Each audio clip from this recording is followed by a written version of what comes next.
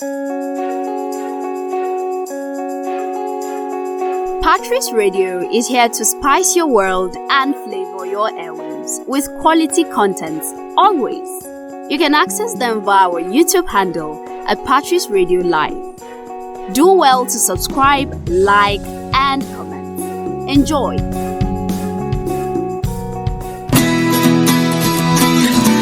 A better Nigeria. Is it a myth or do we keep hoping? Nigeria is a highly religious country. How come corruption thrives? Why is adoption not encouraged in Nigeria? Is there a future for the Nigerian youth? Being rich and famous, is that the only drive to be an artist? What makes a great nation? Is it the leaders? What about the people? This is Answers with Dr. Reju.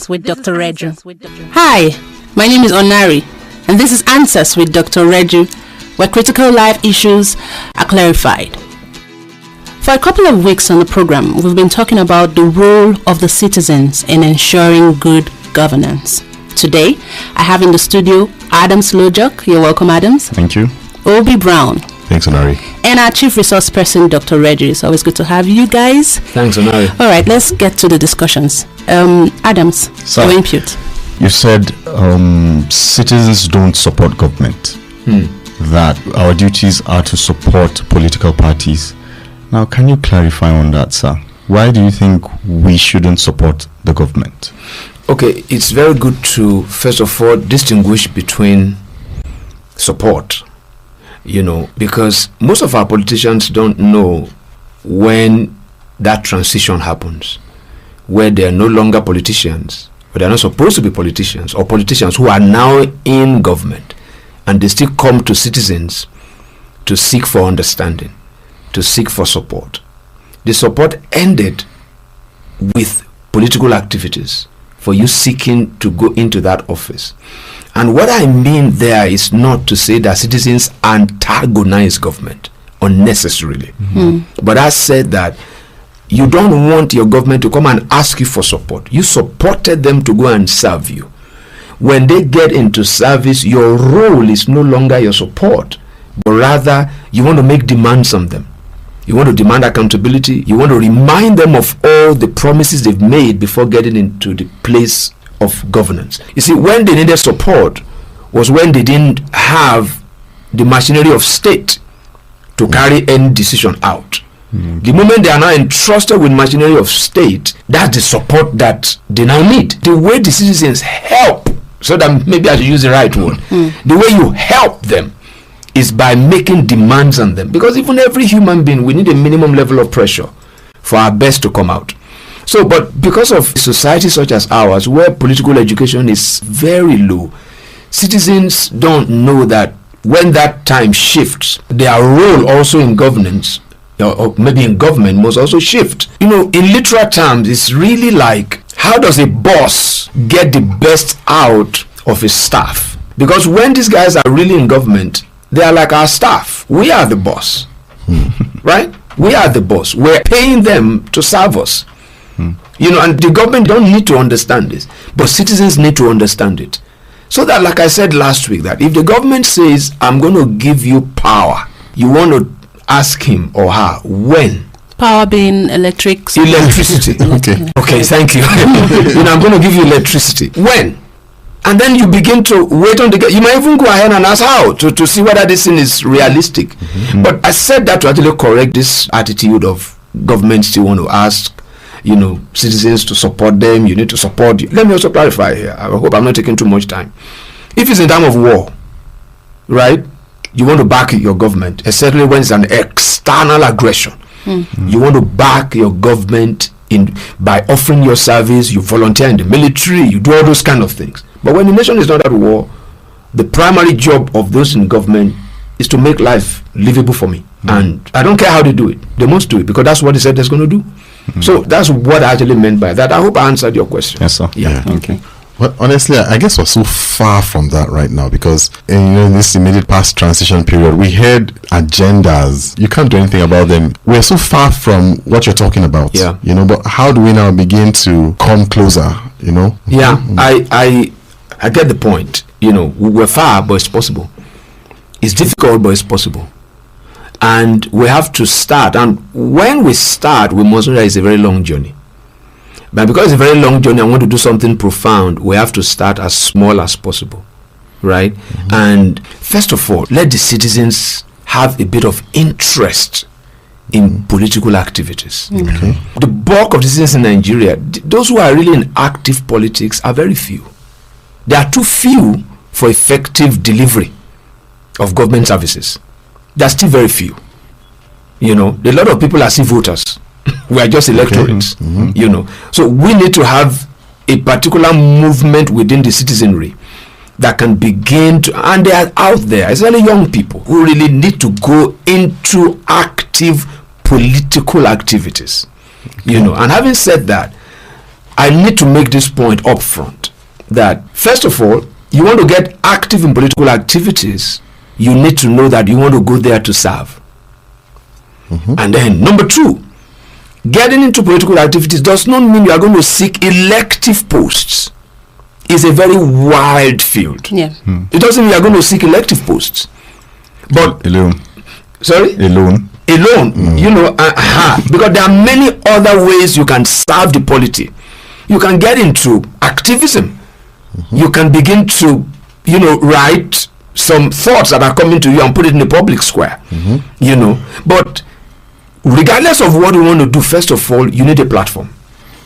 Okay. You need a platform. How do you begin to get that kind of platform? There are political groups out there now. Maybe some civil societies, some political parties. I believe that this civil societies, the political group, the political parties, is free entry, free exit.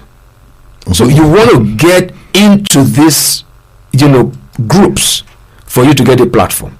But if you know you have enough clout and you really want to maybe do something quite profound, maybe you want to go to your village and maybe start something entirely new. Maybe that leads me to express this worrying thought that I've had. And it further goes to buttress what you said, that we're not there yet in terms of political education. That most politicians, budding politicians, greenhorns, their first shot at politics is to want to be a president. It's so embarrassing. I mean, I don't know how to qualify it. I remember, you know, this brilliant journalist who worked with Concord and started the Ovation. You know, his first shot at politics, he was presidential candidate. You know, it's unheard of. In places where democracy has thrived, they want to first of all check your track record. Yeah. How many people have you served? At what level have you governed? So if somebody is going to start his political career and on his CV it is presidential candidate of a party, you know that this is just an unserious person. You don't have any antecedent. You've not cut your teeth. You've not honed your skill. You know, so there are people like that. You don't make a difference only from the top. You can make a difference right from beneath. So that's very important. But coming back to my earlier point, it's a very long journey. You know, this program we actually looked at how to go into business. Those principles are the same. Okay. Right? You want to go into politics, you must have seen a need. You must have seen a vacuum that you want to fit in, right? And then, having seen that, you want to build skill. How do you build skill in political square, in political space? It is by developing the philosophy, it's by developing an ideology, it's by being an ardent reader. You want to study the life of those who have been on that trail. You know, that's how you hone your skill. There was a time in this country where there was a lot of noise about what's happening in Singapore and all those kind of things. Singapore is a product of a well-honed ideology, a well-crafted philosophy, and then planted in the hearts of humans who acted as foot soldiers for that silent revolution that took about 25 years. So it didn't just happen. We have a citizenry, especially the youths, they are bereft, I'm so sorry, of ideas, of ideologies, and you know, it won't go far. Now, the political parties that we have right now, they have ideologies. Whether the ideologies are running their activities is another thing. Because of some progressive, some which is the other one? You know, because the APC prize themselves as progressives. The PDP, I don't know which one they, but they all have ideologies. Whether it drives, you know, what they do is now another thing. But we need to have a new breed of people who can join this present. My advice to the young ones is go and join the existing parties. I think the two major political parties in Nigeria right now. Political parties are run by ideologies. And I say it's another thing if the ideologies don't dictate or define their activities. All of them have it written. We need people, right? There's no political party who will write something, for instance, that we are here to embezzle, to loot the treasury. No. But they loot the treasury, which is against their ideology. We also need people who will come in there and always draw us back to what we said we want to do. You see, most ideologies are good, but most times it's the expression of the ideologies that get defective. So it's very important that you can even go into those political parties and change the ideology. Right? Okay, I'll say this much. You join a political party as a young man, you should also, you should also begin to encourage your likes, right? Okay. To join that same political party so that you can eventually create a critical mass. Okay. That much I'll say. Right? Yeah. You can effectively create a critical mass because politics is about numbers. It's about numbers. Right, Dr. Reju. So I'm thinking to myself, as a young man, a professional, a technocrat, all right, who wants to be active in politics, but there are two things on my mind. Perhaps I live in a place where I cannot really seek for political office, elected office at all, right? No matter the level. But I still want to be active, all right? So what are the options open to me, right? And I'm particularly maybe talking about some kind of activism. What are the flavors of activism that, are open to me so that I could be a little bit more vocal about my philosophies, about my thoughts and things like that? Yeah, you can, and it's even quite easier today. I mean, in the age of social media, you can blog, and then if it's good and you stay with it and you are not moved by how many people read it by your first or second blog, right? If you are not moved by that and you stay with it, that's a very good way, because those who pressure the government are more influential. They are more effective, as far as I'm concerned, much more than those who actually do governance. So that's one effective way. And then you can take it from there. You say you are a professional, you can look at a politician, a budding politician, an aspiring politician with a good ideology, with a good philosophy. You want to fund it. You want to give the guy a prominence. You see, in societies where politics has really thrived, what seekers of political office do is to sell their vision to people. So people actually fund the vision, not the person. They fund the vision.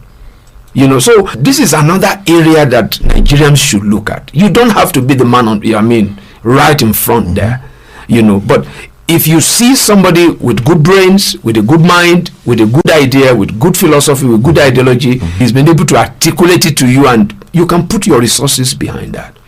You see, and that's why you see even abroad, you see that media houses actually endorse candidates if they know that this candidate will do what's right. So there are many. You can join civil society groups. You can actually sponsor curriculum, maybe in schools, that can produce wonderful, brilliant politicians. You can fund research, right? For instance, one of the burdens I have in my heart is that there is no well-articulated history of this country. There are many books that have been written on it. I think we should have some minds that can bring those things together and really have, a very credible. There's no way you can write the history of a country and it's so holistic. Because people will always write from their different. But we need to first of all maybe go back to secondary. You can actually fund a whole agenda or a whole movement that we want to bring history back to schools. So there are many ways. But let me give this general counsel here. Anyone desiring the greatness of Nigeria, we must see a very long journey.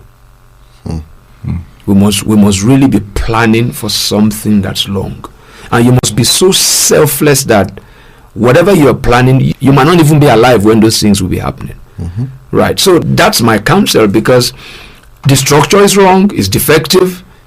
Whatever we build on it, it keeps tumbling down. In this country, I'm always I'm always taken aback when people say we don't need to build strong people, we need to build strong institutions.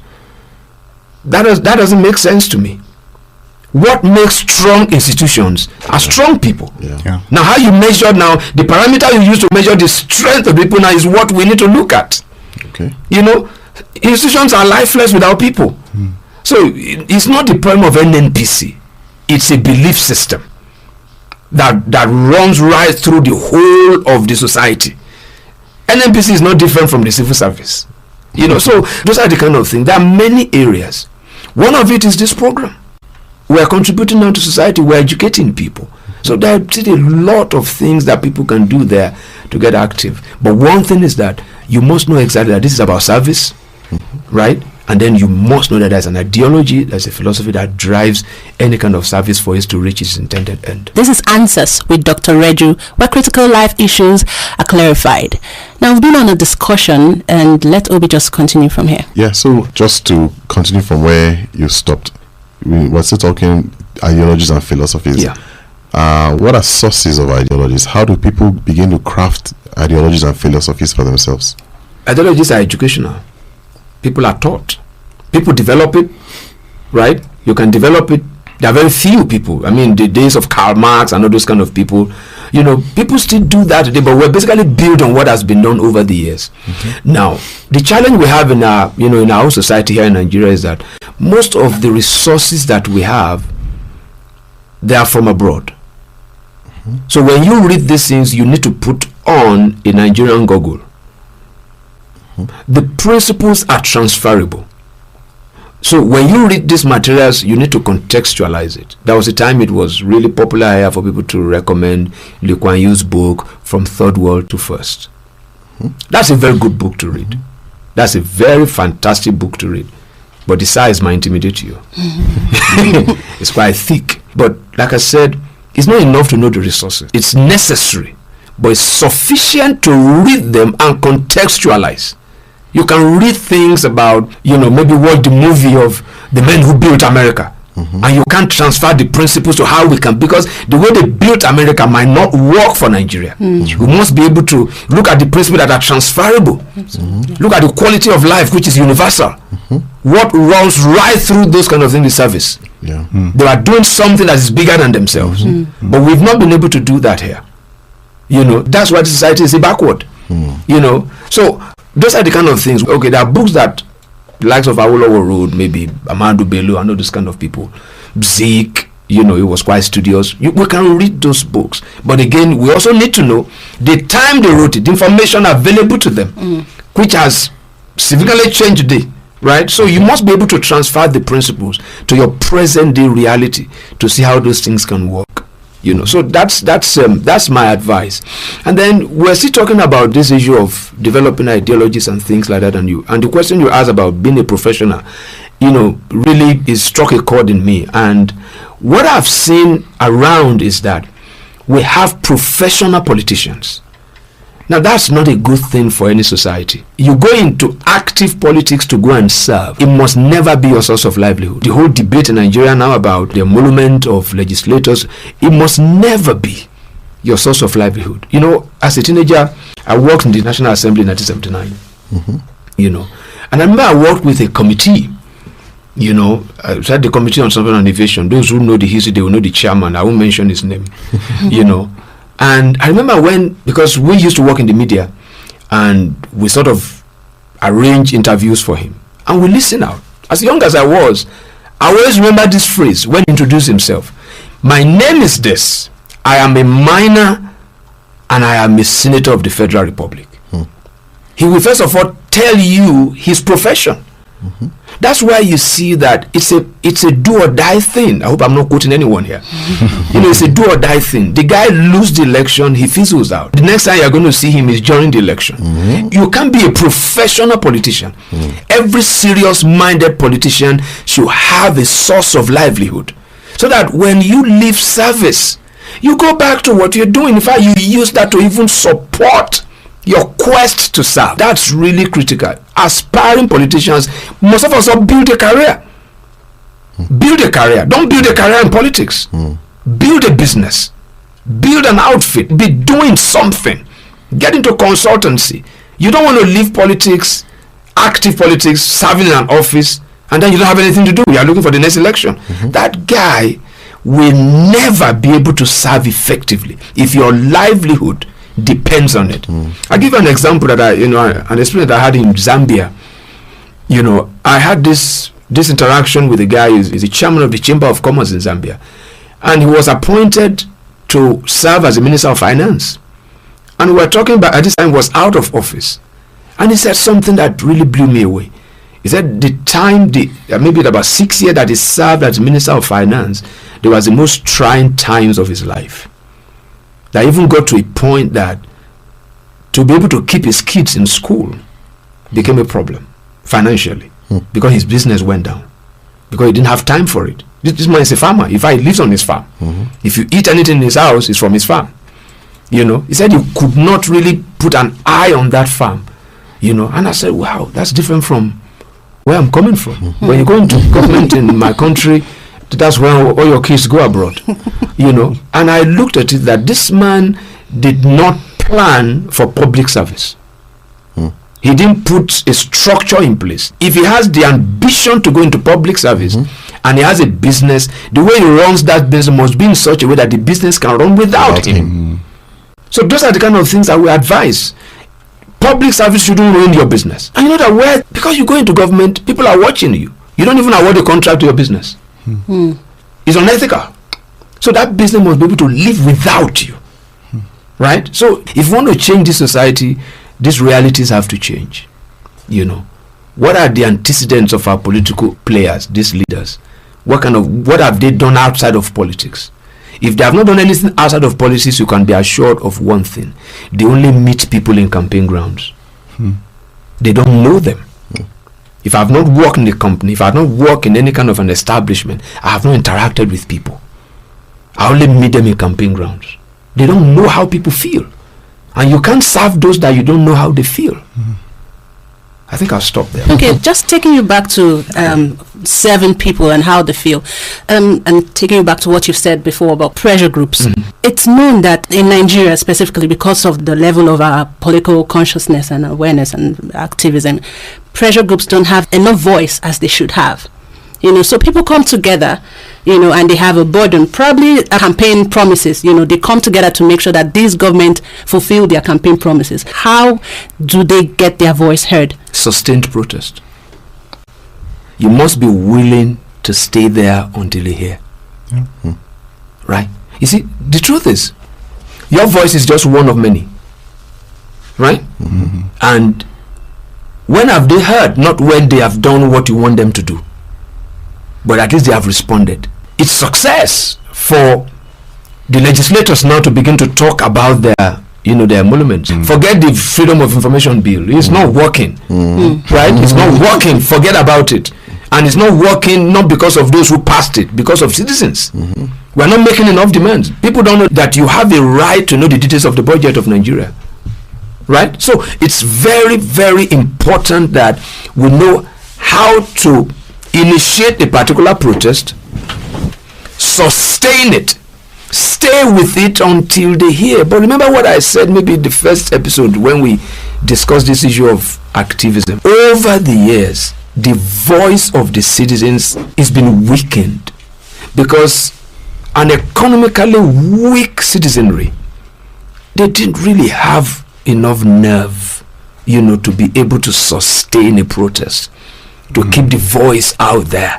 To keep the voice out there. Because, you can't fight any cause without an economic teeth. But like I said also, having said that, we must also know that you don't have to start with a strong economic teeth. That particular activism can pick up strength with time.